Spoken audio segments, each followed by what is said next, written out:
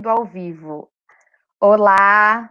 Bom, hoje a gente tem uma conversa muito especial com uma pessoa muito querida, que é a Marcela Boni Evangelista, que foi assim uma pessoa que entrou no NEL depois, né, de mim, selecionada numa seleção de estagiários, né, por mim e pela Andrea, né, e depois se tornou aluna querida do SEB, né, e hoje é a coordenadora do Núcleo de Estudos em História Oral. Com muito orgulho a gente tem essa personagem da nossa vida aí. E também, além de coordenadora, é professora da FEUSP, né, da Faculdade de Educação, na cadeira de Ensino de História. Então, a gente agora quer ouvir um pouco a Marcela, que hoje vai falar sobre as questões de gênero, sobre a história das mulheres e como que essa história, registrada por meio da história oral, enfim, faz mais sentido ou não, né? As pesquisas tanto de mestrado quanto de doutorado da Marcela foram com mulheres, né, em diferentes momentos da vida dessas mulheres, e envolvendo também temáticas bastante tabus ou temáticas bastante complicadas, né?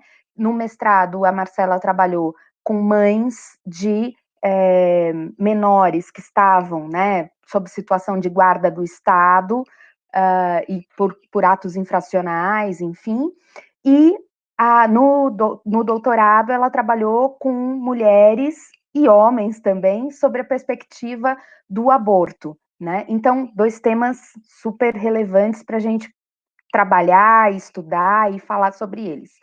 Então, queria dar as boas-vindas à Marcela e dizer que ela é mais do que bem-vinda aqui. Marcela, vai lá. Vamos lá, então. Vocês me ouvem bem? Legal. Bom, então, primeiramente, boa tarde para vocês, queridas Suzana e Andréa, e querido mestre, professor Seb, e todos e todas que estiverem já aí presentes ou que vão chegando aí aos poucos, né? Para mim é sempre muito especial conversar com vocês e sobre esses assuntos especialmente. Eu acho que, né, eu tenho transitado, né, nesses dois campos da história oral e da história das mulheres e das relações de gênero, desde, né, de como a Su falou, desde o início das minhas pesquisas de pós-graduação, que eu remonto ao ano de 2006, então a gente já tem aí mais ou menos 15 anos, né, de dedicação a esse tipo de assunto, e que são assuntos que, na verdade, a gente não cansa de aprender, né? A gente está sempre nesse movimento de aprendizado, porque muitas coisas novas surgem, muitas questões, muitas dúvidas, muitos dilemas, e, na verdade, eu gostaria de começar, né, essa conversa, porque eu acho que muito mais do que uma fala, né, é uma conversa, pensando em uma questão que é um pouco colocar no tempo essas duas questões, né, esses dois campos de produção de conhecimentos,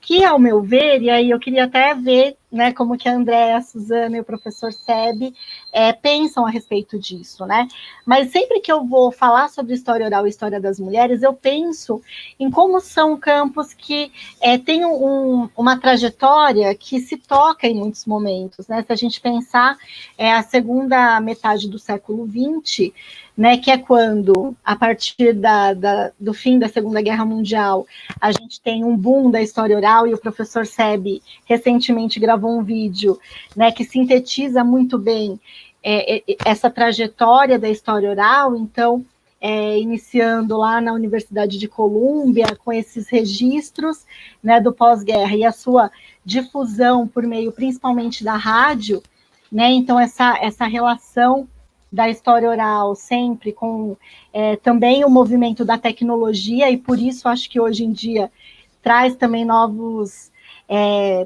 recortes para que a gente possa pensar, né, tanto no fazer das entrevistas, no processamento, né, dessas histórias e na sua divulgação. Então, eu acho que isso é sempre um ponto de partida importante, e não dá para negar que na mesma época, né, no mesmo período, a gente pode dizer que, de acordo, né, com... Tem pessoas que criticam essas divisões, eu acho que faz sentido mesmo criticar, mas os movimentos de mulheres passariam, né, estariam passando pelo que algumas pessoas chamam de segunda onda dos feminismos. Então, a partir da publicação do livro da Simone de Beauvoir, né, O Segundo Sexo, teria essa nova onda, esse novo movimento de reflexão sobre os direitos das mulheres e que vai ser muito concomitante também à produção de conhecimentos, né, na academia, na universidade, mas também aquilo que está acontecendo nas ruas, né? Então, os movimentos sociais organizados, principalmente nos Estados Unidos e na Europa, já que na América Latina a gente tem uma situação política diferente. Então, eu acho que esses dois campos, eles acabam tendo momentos de impulso, né, nesse início da segunda metade do século XX, e acho que também é importante lembrar que isso está num contexto de transformações nas epistemologias das ciências humanas de um modo mais amplo, né? Então, eu acho que contextualizar essas frentes é muito interessante, principalmente para quem não tem um contato tão próximo, tão direto, né, com esses debates.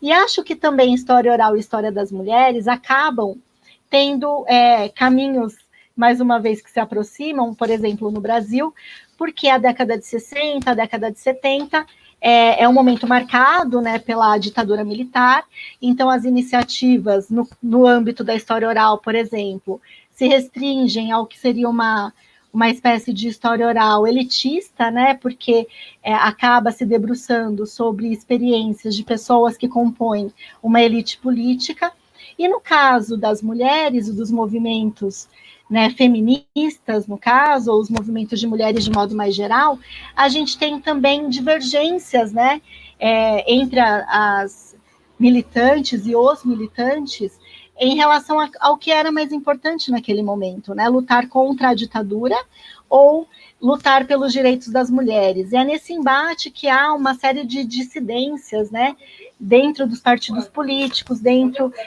dos movimentos sociais e dos grupos militantes. Então, quer dizer, tanto o feminismo e a produção de conhecimento sobre mulheres, quanto a história oral, acabam né, sendo atravessadas por essa questão política específica do Brasil, né, esse período de exceção, digamos assim. E, consequentemente, no momento em que há uma reabertura, ou como o professor Sebe tem um livro que eu acho muito interessante, né, que é o Reintroduzindo a História Oral no Brasil, que fala da década de 80 como sendo esse momento tanto da reabertura política e, portanto, da possibilidade de registros de histórias, que é o que a história oral pretende, assim como também no campo, né, da história das mulheres, novas pesquisas, né, e um aprofundamento, uma ampliação, né, de debates que tem a ver com as questões tanto dos movimentos das mulheres, quanto da questão mesmo das metodologias e das teorias feministas, né? Então, eu acredito que traçar esse panorama é sempre muito interessante, até porque quando se fala de história das mulheres ou da produção acadêmica sobre mulheres, né, a partir desse momento, da década de 60,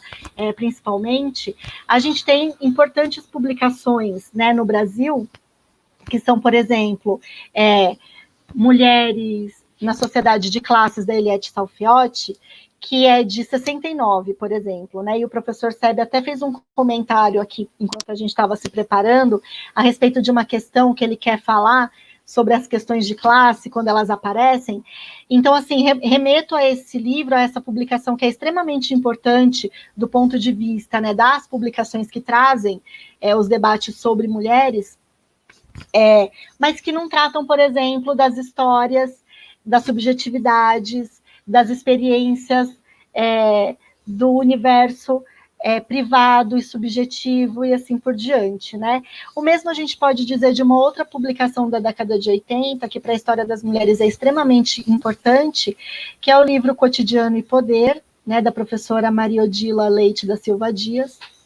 tem um nome tão gigante que eu sempre tenho que fazer uma colinha, mas que é um livro extremamente importante, fala das mulheres no século XIX, mas também acaba não conseguindo, né, trazer todos os aspectos possíveis, até porque a gente está falando de um campo, né, história das mulheres, em que a falta de documentação, né, de determinadas naturezas é algo que possibilita pesquisas que precisam de muita astúcia, né, para que sejam encontrados ali, enfim, os detalhes, né, a minúcia da vida do cotidiano das mulheres desses outros momentos.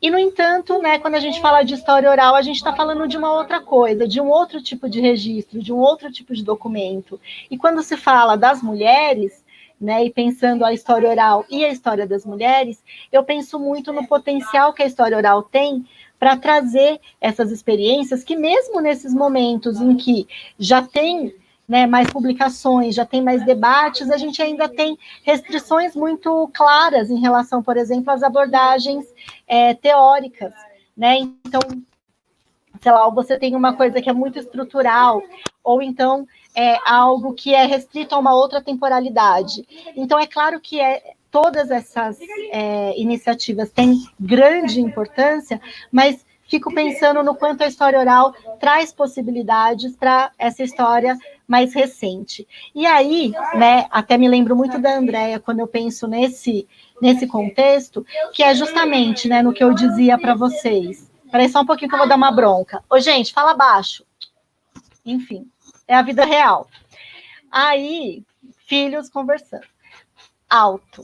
Mas, enfim, voltando, né, a esse momento de aumento da produção sobre esses temas, as mulheres da periferia, por exemplo, né? O próprio movimento feminista no Brasil, nessa década de 70, extremamente ainda fechada para diversos assuntos, tem nas mulheres da periferia os grupos que vão lutar, por exemplo, pelas demandas que estão ali na vida real dessas mulheres, né? E eu sempre penso, né, nas publicações feministas, como o Nós Mulheres e o Brasil Mulher, em que em algumas edições traz, enfim, esse debate, né? Alguns outros sobre violência doméstica, sobre a questão do trabalho, mas é muito interessante ver o papel das mulheres nessa luta pelos direitos, né? E recentemente a gente teve aqui a oportunidade de conversar entre nós, e aí a Andréa trouxe muito essa experiência que ela tem das mulheres na luta pela saúde, né?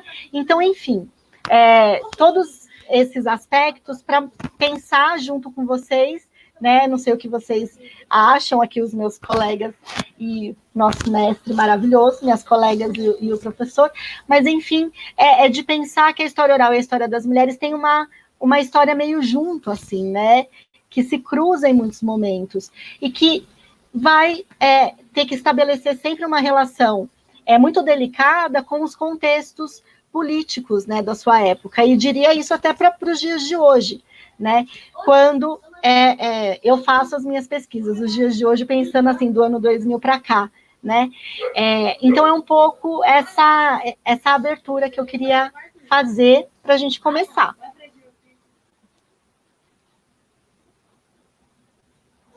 Bom, eu acho que agora a gente tem uma provocação, já temos um monte de gente aqui no chat falando oi, devem ser amigos queridos, né? Juliana, Caroline, a Fabiola, Noemi ou Noemi, Aparecida, enfim, um monte de gente, Tamara, Baú Sem Tabu, e então assim, um monte de gente já dando oi para você, né, Má? E daí eu queria abrir também para essas pessoas, se quiserem fazer perguntas, né, postarem aí suas perguntas e provocarem a gente aqui a novos pensamentos. O professor, não sei se quer falar sobre aquela questão que a Marcela já deu uma cutucada também. Por favor, professor, se o senhor quiser falar sobre mulheres e classe, enfim. Já estou abrindo, mas... Professor, tenta abrir aí, que eu acho que eu estou abrindo e o senhor fechando. Tá. Bem, antes de mais nada, boa tarde a todos. outra vez nossos sentimentos de solidariedade às vítimas da Covid e, assim, uma alegria enorme falar com a Marcela pautando a nossa conversa, né? E eu gostaria também de dizer que ainda mantenho vibrando o lema do NEL: vamos fazer o que os outros não estão fazendo. E vamos fazer o que os outros não estão fazendo também e principalmente no campo feminino. E talvez a primeira fala dirija exatamente ao número de pessoas que fazem história oral, né?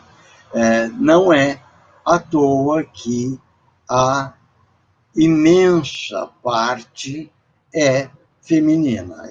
Isso tem que ter uma explicação que vai além da potência das estatísticas. E eu vou arriscar algumas considerações nessa linha. A segunda questão que eu quero ressaltar é que quando a gente faz história oral, nós temos os 5 famosos filtros, mas 2 deles, o primeiro e o último, são os mais importantes. De quem e para quem. E aí eu vou para um terceiro ponto, que eu gosto muito, que é a valorização do conceito de colaboração, de trabalhar junto. Isso provoca um pouco uma discussão mais, vamos dizer, sensível, e eu queria muito aprofundar esse debate, né, que é a questão do essencialismo. Ou seja, será que só mulher negra pode falar de mulher negra? Será que só gay pode falar de gay? Eu tenho prezado muito, né, por exemplo, o trabalho da Marta, quando ela vai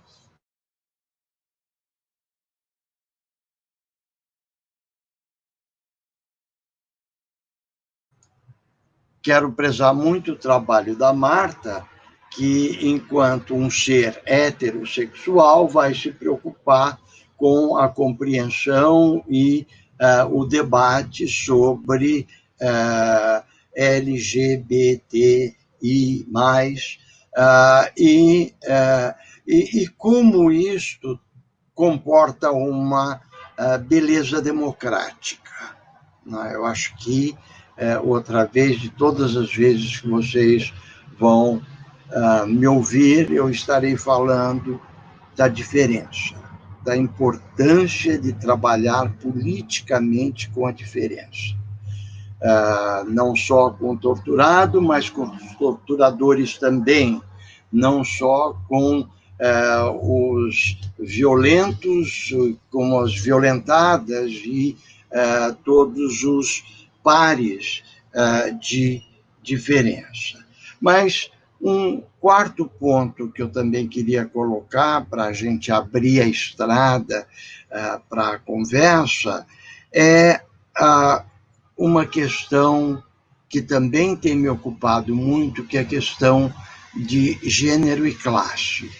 A Marcela já falou das mulheres da periferia e de outros segmentos silenciados, porque não são só as mulheres da periferia que são oprimidas, mas a gente tem que ter também um certo olhar para outros grupos, não é?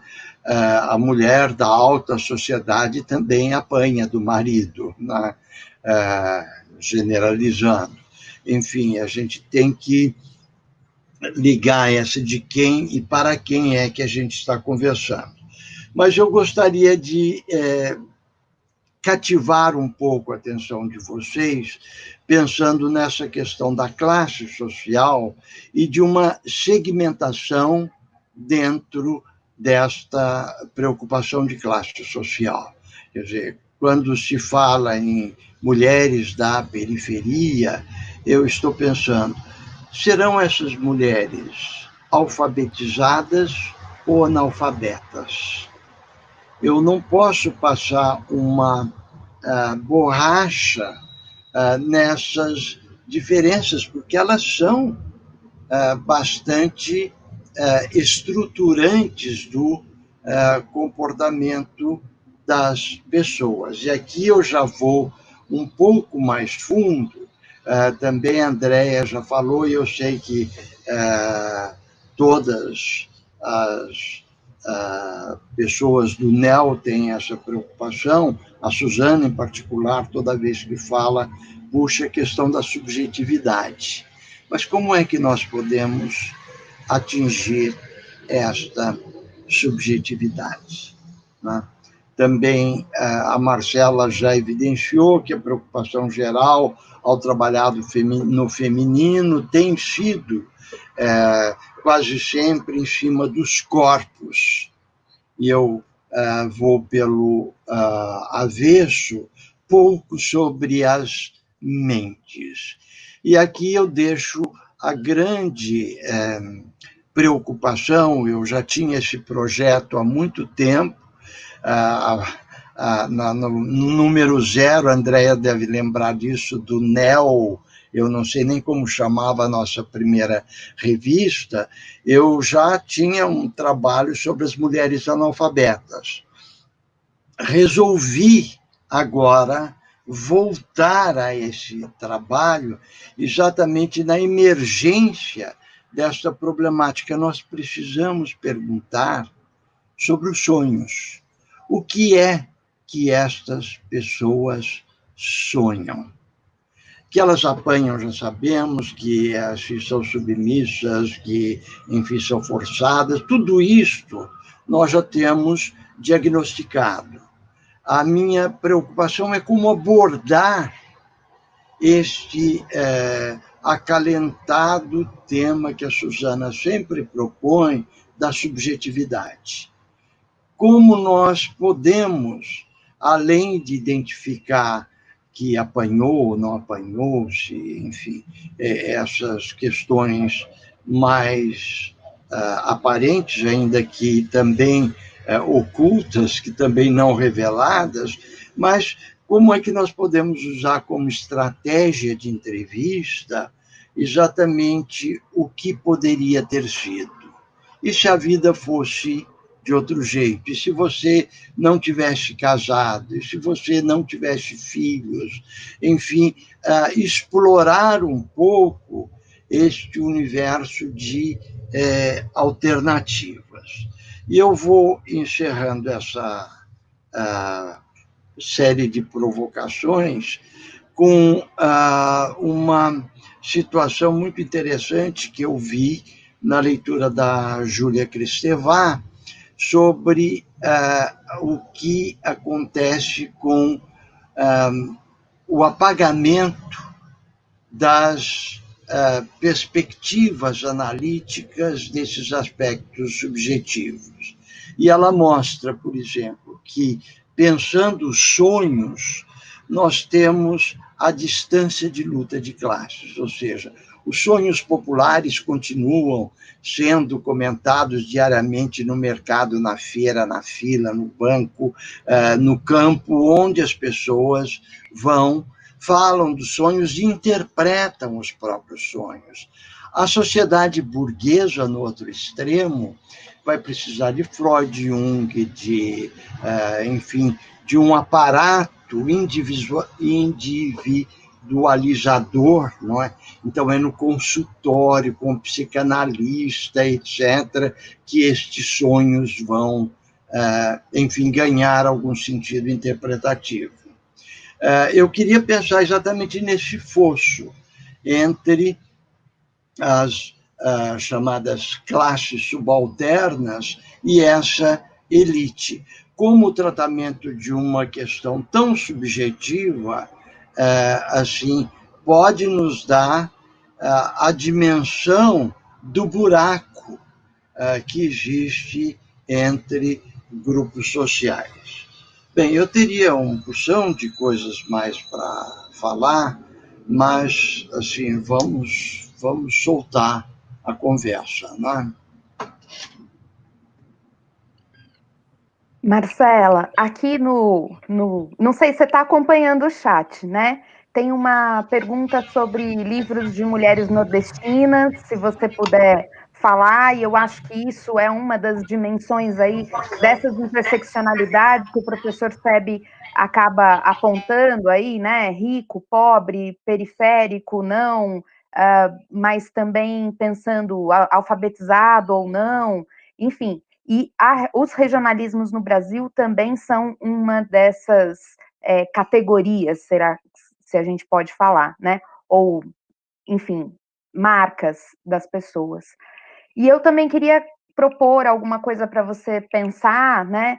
Porque, de alguma forma, eu sempre me preocupo mesmo com as subjetividades, e eu acho que, de maneira geral, a gente vem qualificando positivamente o trabalho com subjetividades e fazendo com que isso seja compreendido de maneira também acadêmica e também como produção de conhecimento. Mas na questão das mulheres, em diversos momentos, a subjetividade já foi usada como uma categorização dessas mulheres de forma preconceituosa, né? Nós, mulheres. Então, enquanto os homens são objetivos e racionais e bons por isso, nós somos subjetivas, emocionais, né? E por isso menos boas nas coisas que fazemos, né? E daí queria pensar com você o que, né, desta subjetividade das narrativas que você registrou pode mostrar caminhos realmente diferentes e tão bons quanto, né, no sentido da produção do conhecimento, mas que não poderiam ser feitos sobre o ponto de vista masculino, de repente, né? E daí eu acho que também retomamos um pouco dessa provocação do professor, né? Só mulher pode fazer história de mulher? Eu acho que não, mas na minha opinião, daí já vou colocar, sem dúvida a história de uma mulher escrita por uma mulher é diferente de uma história de uma mulher escrita por um homem, né?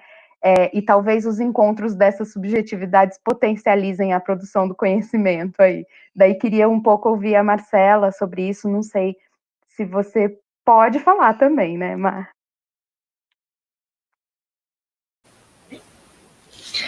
Bom, em primeiro lugar, eu queria agradecer a fala do professor e da Su também, porque são meus interlocutores queridos, assim como a Andréa.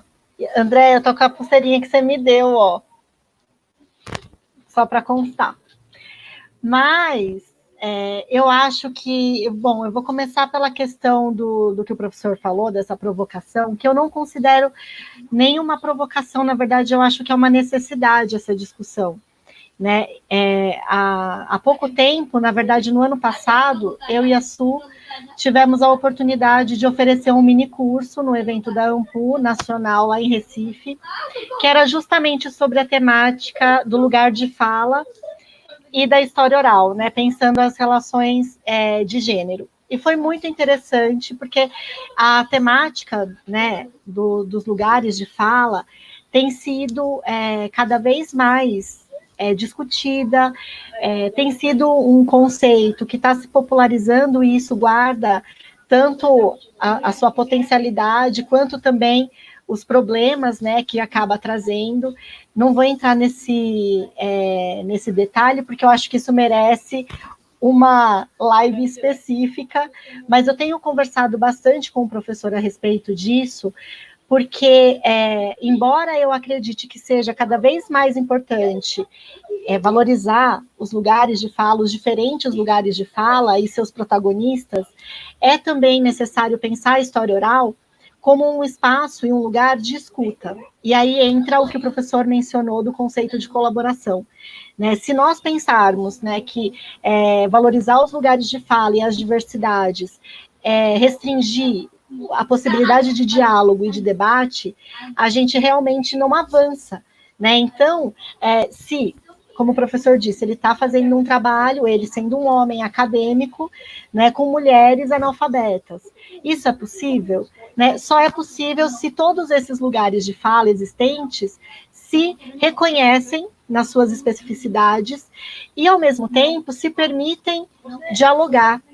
E, para mim, o conceito de colaboração, que é tão trabalhado, né, no âmbito do NEL, tanto pelas pesquisas, né, pela discussão teórica e metodológica, quanto na prática, né, o que é colocar a colaboração em prática? É reconhecer os nossos limites, né, numa posição de escuta, mas também o quanto é potencial, né, o quanto é potente essa diferença que se estabelece, né? Quer dizer, se são duas mulheres falando sobre um tema de mulheres, a gente vai ter um resultado extremamente importante. Mas se a gente tem um caso diferente, uma mulher e um homem falando sobre um tema supostamente de mulheres ou vice-versa, a gente vai ter um outro resultado também muito importante, né? Que vai, de alguma maneira, mostrar diferentes interpretações, argumentações, caminhos de se pensar. Então, eu gosto muito de pensar a história oral como esse lugar de escuta que permite, por exemplo, que essas vozes, né, esses discursos, esses lugares de fala, eles consigam também circular em outros ambientes, né? E lógico, eu acho que isso guardados todos os devidos respeitos, né, a essas particularidades. No curso Direitos Humanos, Gênero e Diversidades, né, que a gente participa toda semana, de quarta-feira, que a Andrea vai falar também, e teve há 2 semanas, o tema foi as questões étnico-raciais. E eu lembro da Andrea iniciando a conversa, falando, olha, aqui eu vou falar o oi, dar as boas-vindas e vou passar a palavra para as pessoas que vivenciam isso, essas questões na pele, muito mais do que eu. Né, para falar das questões étnico-raciais, é importante trazer as pessoas que vivenciam isso no seu cotidiano. Né? Isso não significa que nós não possamos conversar com essas pessoas, ouvir essas pessoas, ou até discutir sobre o que essas pessoas trazem enquanto experiência.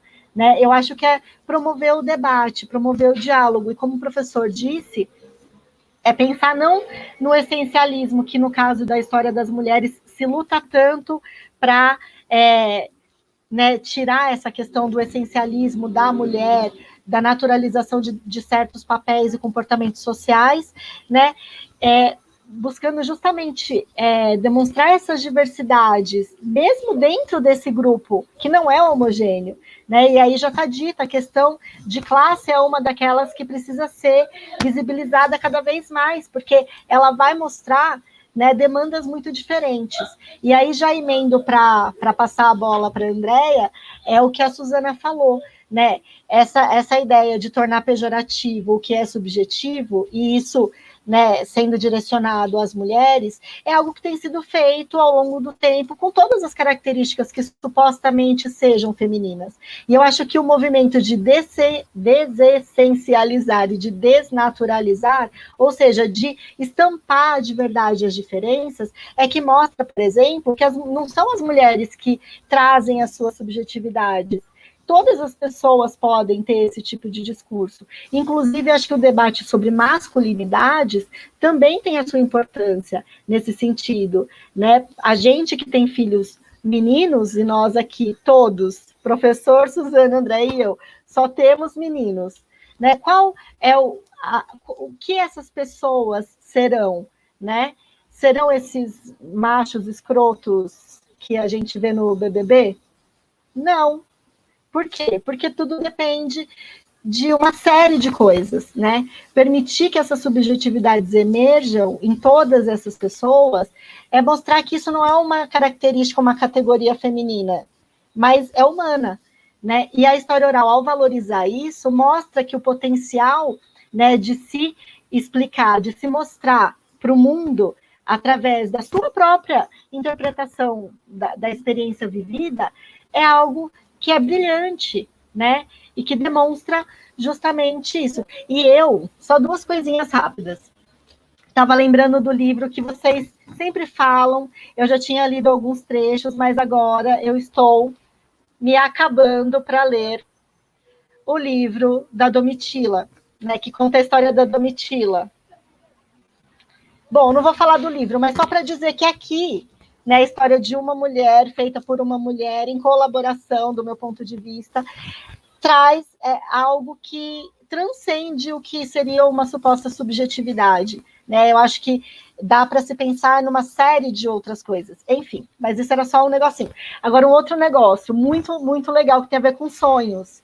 Saiu na revista 451 de maio uma matéria que se chama Sonhos Confinados, professor. E o senhor que está se debruçando sobre isso, não sei se já viu, mas depois eu posso compartilhar. Mas, assim, tem algumas... Posso ler só um sonhinho? Acabo de mandar para vocês todas esse artigo.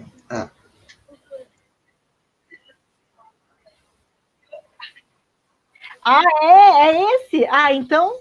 Não, eu vou ler porque tem o pessoal, ó. Olha lá. Sonhei que vivia uma espécie de jogo em que tinha que sair de casa até a rua.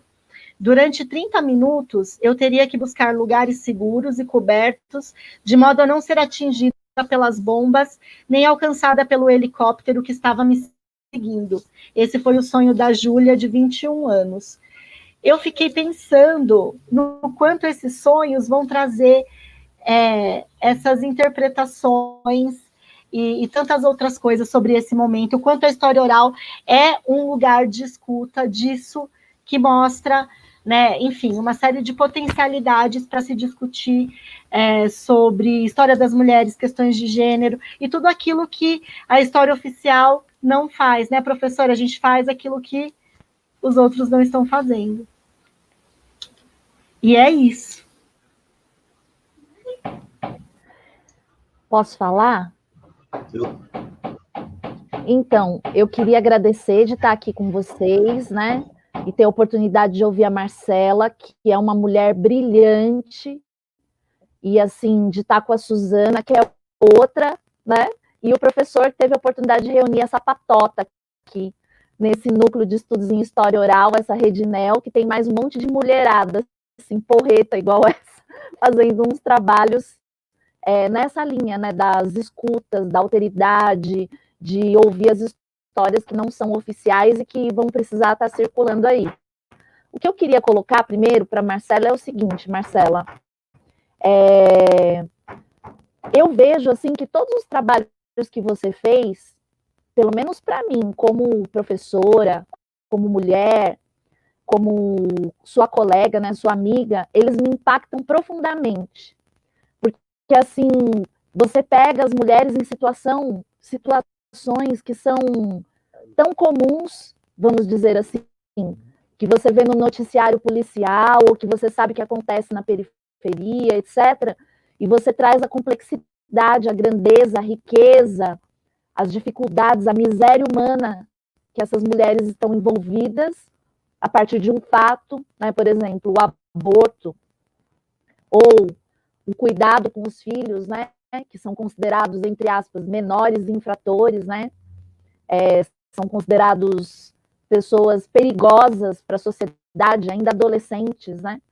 Então, para mim, sempre me impactou muito todas essas histórias que você conta dessas mulheres lidando com essas questões, e ao mesmo tempo que elas estão lidando com isso, elas não deixam de trabalhar, de sonhar, de viver, né? Isso é mais uma demanda que elas têm que resolver no dia a dia.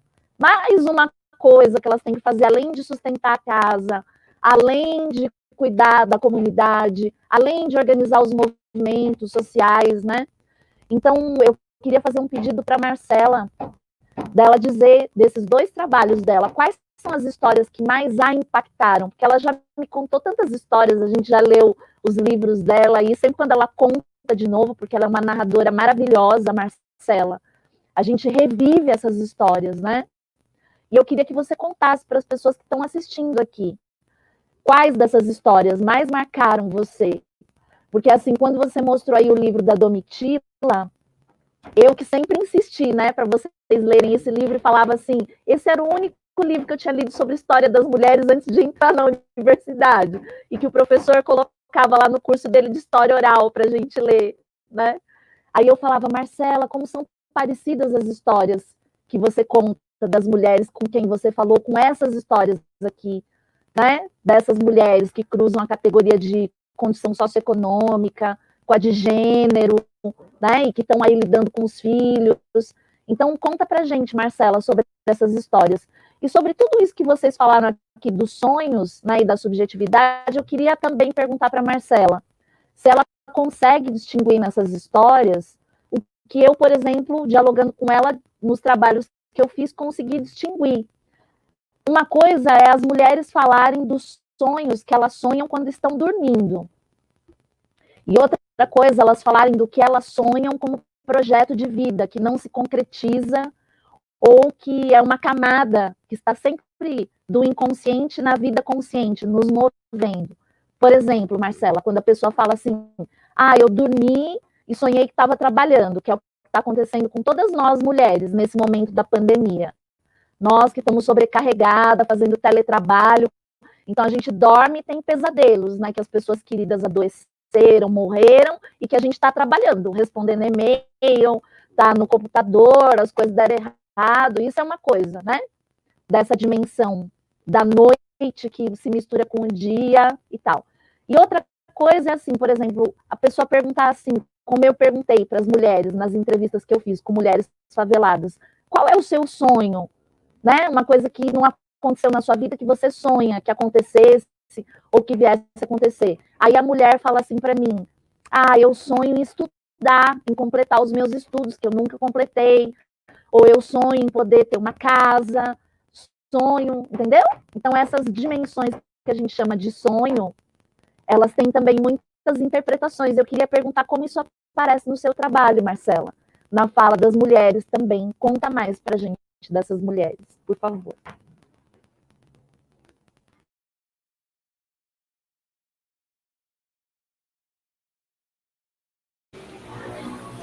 Obrigada pela pergunta, porque é sempre tão lindo, né, falar sobre elas assim. Eu me sinto muito responsável e muito injusta quando eu tenho que escolher entre uma história ou outra, porque na verdade eu tenho certeza de que todas essas histórias merecem muita luz, né, no sentido de aparecerem mesmo, terem visibilidade, porque todas elas trazem experiências de mulheres que tiveram coragem, em primeiro lugar, de contar essas histórias, né? Porque, como você mesma falou, não são experiências fáceis, e é justamente por isso que eu vou citar, né, talvez, histórias que eu não conte sempre, que não são as que talvez tenham maior holofote nas minhas pesquisas, mas que são tão importantes quanto aquelas que, de repente, aparecem mais. E digo por quê, né? No caso do meu trabalho de mestrado, que foi com mães de internos da Fundação Casa, uma dificuldade muito grande que apareceu, acho que o professor vai até se lembrar, era de conseguir falar com mulheres que não fossem de nenhum movimento social organizado. Porque por mais difícil que fossem as experiências dessas mulheres, quando elas se juntavam, elas tinham uma força diferente e uma coragem para contar umas para as outras, e elas tiveram de contar para mim que não era perceptível nas mulheres que tinham as mesmas experiências dos filhos em conflito com a lei, e, enfim, de querer contar. Por que contar? Né? Uma coisa que é considerada uma vergonha. E eu consegui entrevistar somente uma mulher que tinha essa vivência, né? E a vivência dela era muito dura, porque no caso dela, o filho, ele de fato era, na visão dela, né, uma pessoa que não queria sair desse mundo, que não era uma extrema necessidade que ele passava, que fazia com que ele se envolvesse com os atos infracionais. Então, essa maternidade dela talvez tenha sido ainda mais adversa do que daquelas mães que conseguem interpretar que o problema foi a falta material em casa, ou foi a ausência de cuidado da família, porque tinham que trabalhar e o filho ficava sozinho, né? No caso, era uma mulher muito simples, que tinha, sim, uma vida simples, mas que o filho nunca tinha passado nenhuma necessidade, por exemplo. E que foi, né, quando foi privado de liberdade, foi um adolescente que não achou ruim. Na verdade, ele se tornou uma liderança. Ele viu naquilo uma oportunidade de enfim, se projetar. E isso é lógico que foi muito triste para ela. Ela era aquele tipo de mulher que tinha que, mesmo com tudo isso acontecendo, ir trabalhar. Mesmo quando o filho não esteve, né, privado de liberdade, ele era um adolescente que estava, de fato, envolvido com atos infracionais que a deixavam muito preocupada. E todas as tentativas, né, para que ele saísse disso não tiveram efeito. E foi muito triste, né, a experiência materna dela com esse filho. E foi um adolescente assassinado, né, na rua da própria casa. E eu acho que a parte mais dolorida da história dela, e que eu tenho muito respeito por essa fala, é quando ela fala: talvez tenha sido melhor assim, porque eu não sabia mais o que fazer, e ele não ia ter outro destino, né? Ele queria que isso acontecesse, porque todas as oportunidades que ele teve, ele não pôde, aliás, ele não pôde não, ele não mudou.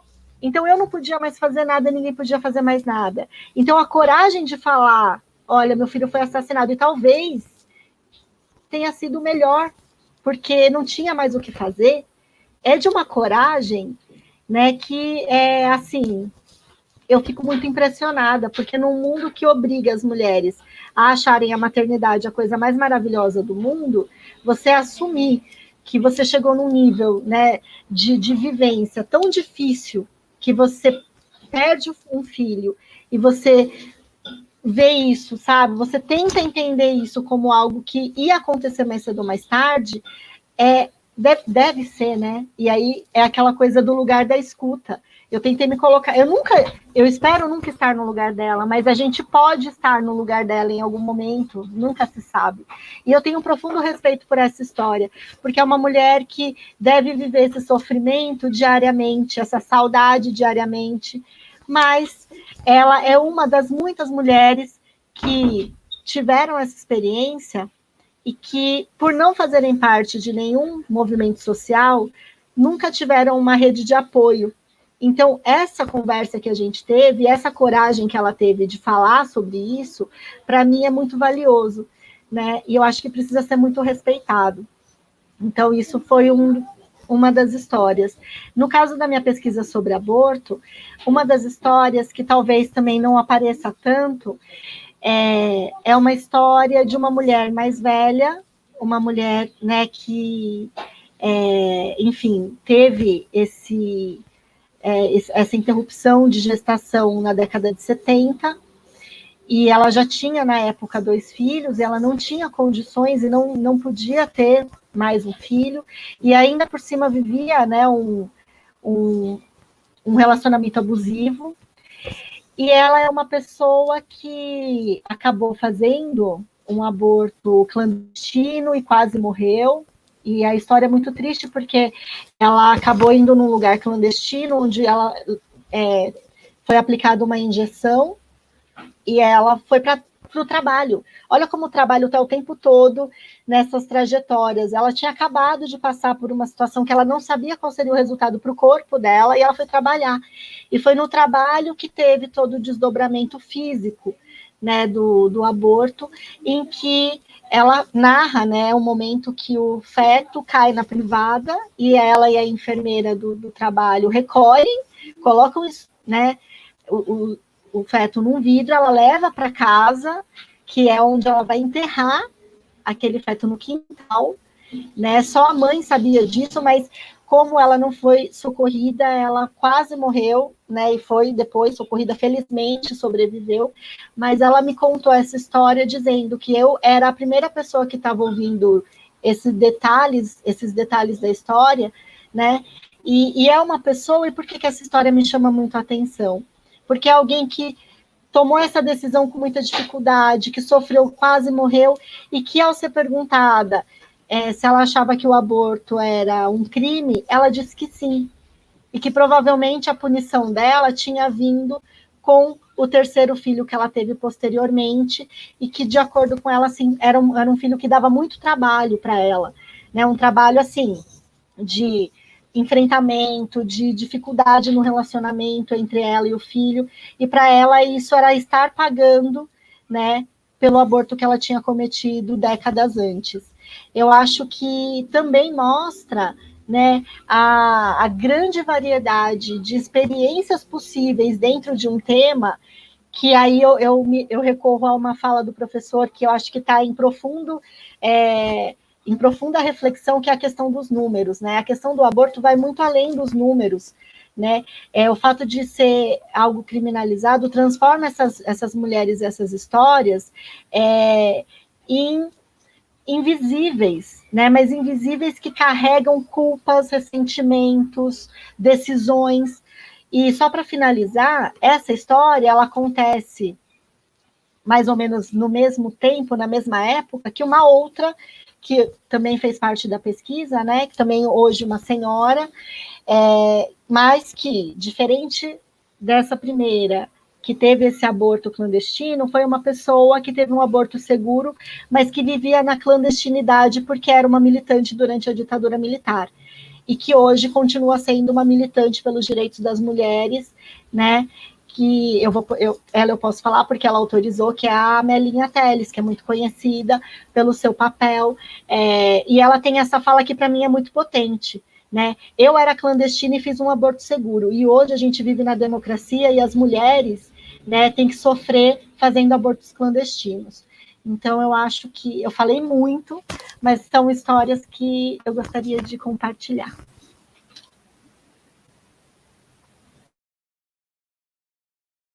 Marcela, a sua fala, como algumas pessoas já disseram aqui, é potente, nos emociona e é, assim, marcante, né? Quando você traz essas histórias dessas mulheres.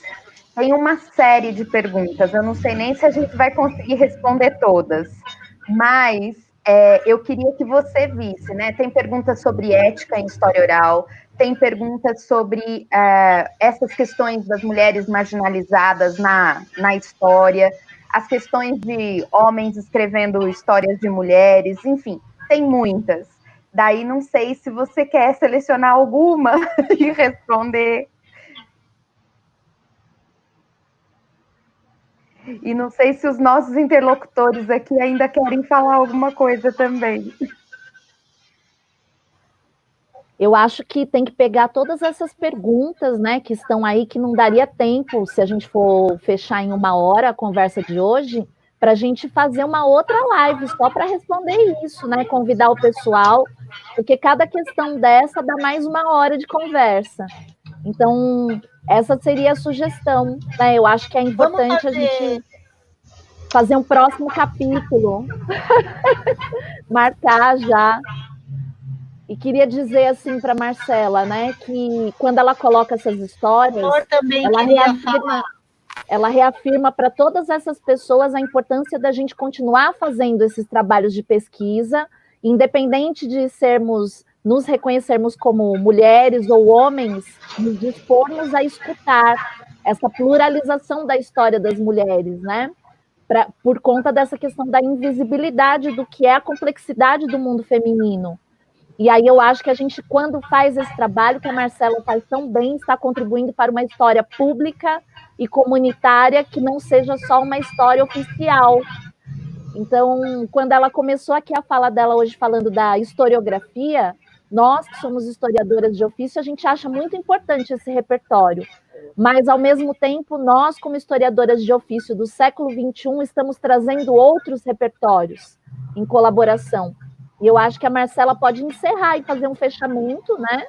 Não sei se o professor quer falar também, mas da minha parte eu só tenho a agradecer esse nosso encontro e esse levantamento aí das inúmeras questões que o pessoal colocou para a gente desdobrar mais ainda.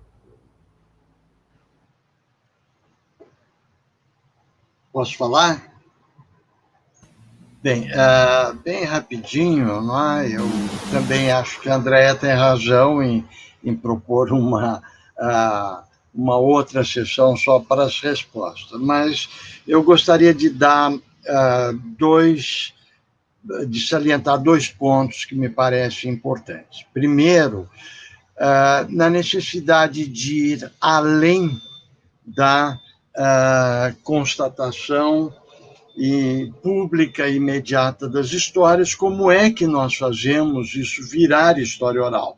não confundir história oral imediata, que é esta devolutiva que vocês também estão fazendo, mas transformar isso em história oral no sentido de um projeto documentado. Porque quando a gente fala em colaboração, não é um conceito teórico apenas, é um conceito onde, então, alguém, um colaborador ou colaboradora, contou alguma coisa, eu vou para casa, eu vou transformar isto em escrita, eu vou voltar para a pessoa vai concordar, pedir, aceitar ou não.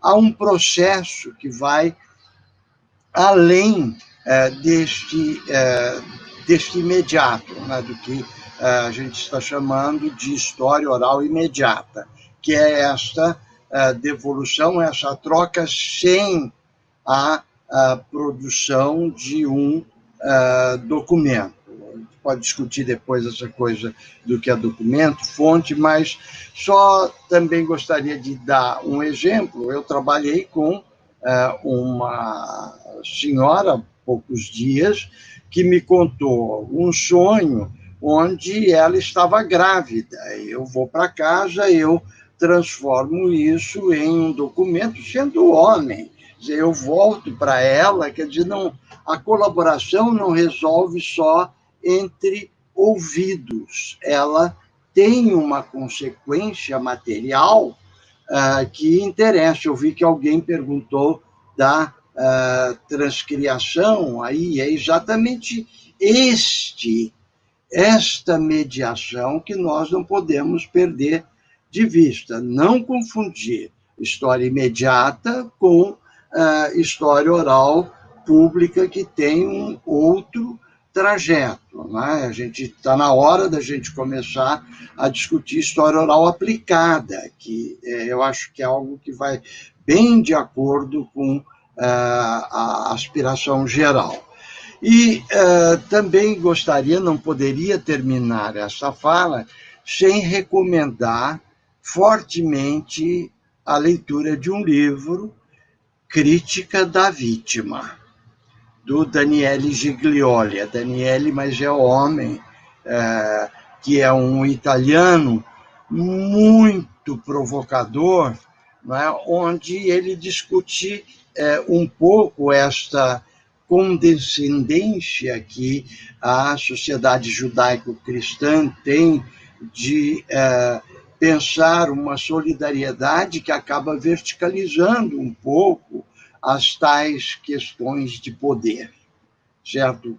Como é que nós mediamos situações que quase sempre, com a intenção de salientar, subalternam os grupos. Quer dizer, é uma discussão bem complexa e que a gente precisa filosofar um pouco sobre isso, né? Bem, gente, tanta coisa para falar. Eu quero deixar um beijo para vocês, para Marcela, particularmente hoje, brilhando, como sempre, minha filha acadêmica. Eu repito isso toda hora, não que as outras não sejam, mas a Marcela tem um lugarzinho muito especial que ela sabe, e sabe por quê também.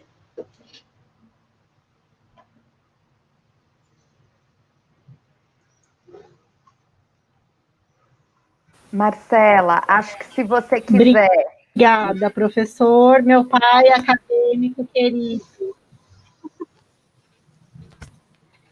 Então, Mas, se você quiser fazer, então, essa síntese geral aí, né, e pegar já em algumas questões que você acha que dê para ir respondendo e deixando cena dos próximos capítulos.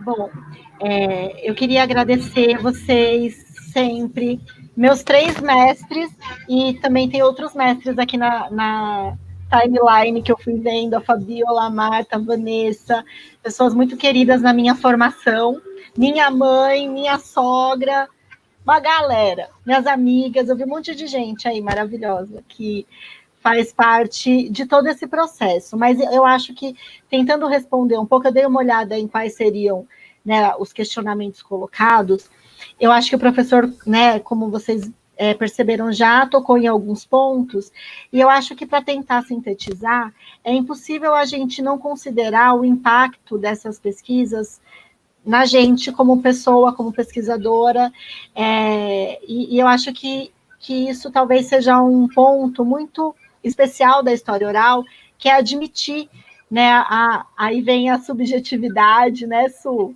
e todos vocês, que faz parte do processo como um todo. A gente não está falando de subjetividade somente quando está trabalhando essas narrativas íntimas, né, ou narrativas de si. A gente também está ali nesse movimento e nós somos impregnados por aquilo que nós somos, aquilo que nós ouvimos.